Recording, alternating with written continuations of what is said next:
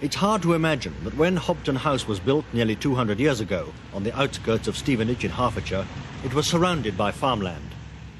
Then its owner was a wealthy eccentric whose chief distinction was the annoyance he caused his neighbours by keeping 3 separate packs of hounds. 11 years ago, his descendants had fallen on hard times.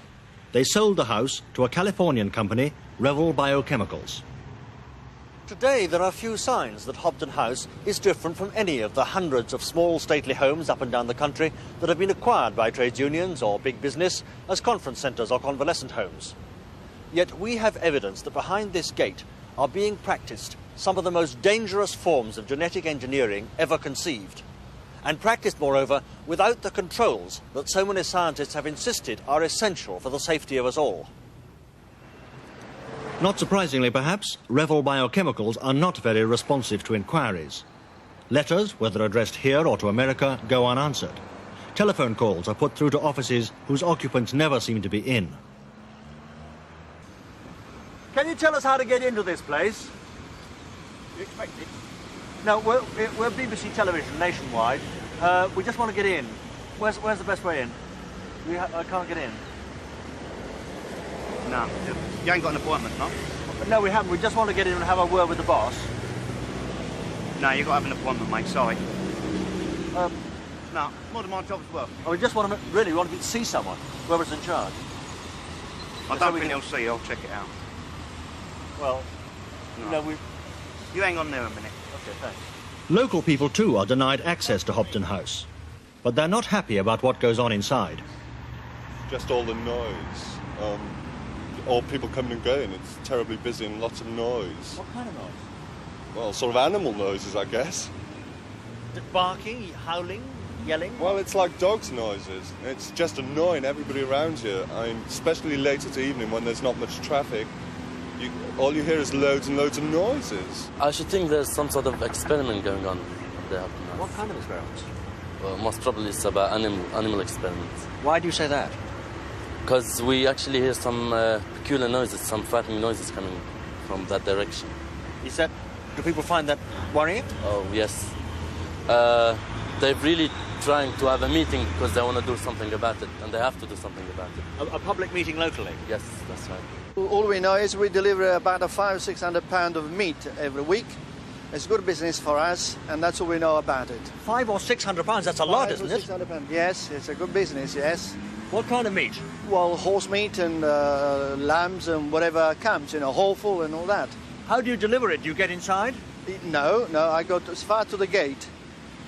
And drop it there? Drop to the gate, someone will come and take off me. Have you ever been inside? No, never been inside at all. The man reputed to be behind Revel Biochemicals' UK operation is Hans-Joachim Lugner, a somewhat elusive figure who for the last 8 years has studiously avoided the limelight. Good morning. So what happened when we made a further visit to Hobden House was a surprise. Nicholas Woolley. We wondered if we could do a brief interview with the proprietor. I'm afraid not. We're all very busy here at the moment. Are you the proprietor?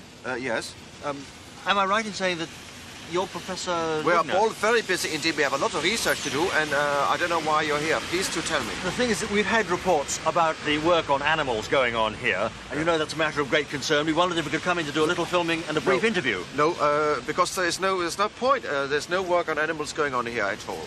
We've had reports from outside of people, neighbours round about here with hearing the noises and so on, and also we've had reports that there is work on animal research being done in this laboratory. No, I don't know really where to get this idea because it's entirely untrue. There's no work on animals here. Maybe come in briefly. No, I've told you, there's no work on animals here. I'm sorry, I don't think there's much use, really. It wouldn't take long. Honestly, no, I'm sorry, but it's not possible. Sorry.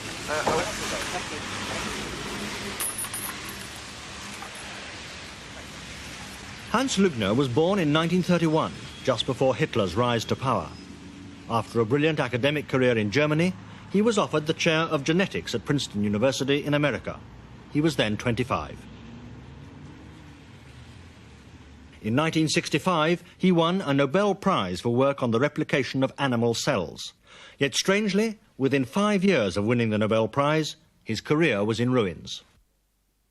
The cause of his temporary eclipse was this book, Genetic Engineering, Myths, Realities and Possibilities.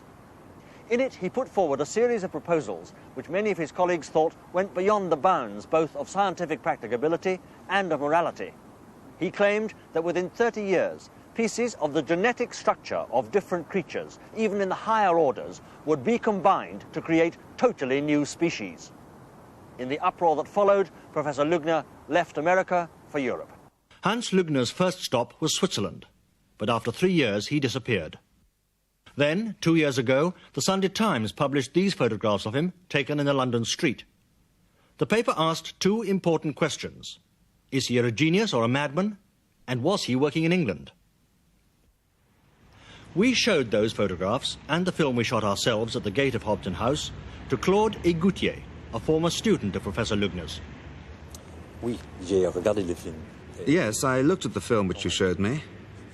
And I'm quite certain that the man was Professor Hans Lügner, who taught me genetics at the University of Bern. What was he like when he taught you at Bern? Ah, il était brillant.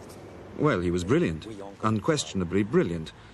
But like most people, I thought he was eccentric, and even a little mad. His colleagues used to say that his mind was as chaotic as his laboratory, and that you could never really be certain as to what went on in either. But now we do know something of what goes on in Professor Lügner's laboratory. These pictures, taken inside Hobden House, came into our possession recently. They show, beyond question, that contrary to his statement to us, Professor Lügner is continuing to work on animal research. And since Hobden House is not registered with the Home Office, the conclusion must be that the experiments are illegal, since they're not subject to statutory control. But that's not all. As we were leaving Hobden House, our attention was caught by strange, not to say alarming, noises coming from within the grounds. And in the light of what happened later, we make no apology for the fact that our investigations involved violating private property. We didn't immediately recognize the significance of what we saw first when we entered Hobden Park. But these pictures, taken in very difficult conditions at 200 yards distance, disclose a reality more terrifying than anything our wildest suspicions had suggested. Not just the recombination of genes to make new species, but the recreation of species that died out millions of years ago. Showing considerable courage, our cameraman, Nigel Curtin, decided to go a little closer. At this point, Curtin retreated. Okay, keep the camera running, keep the camera running, keep the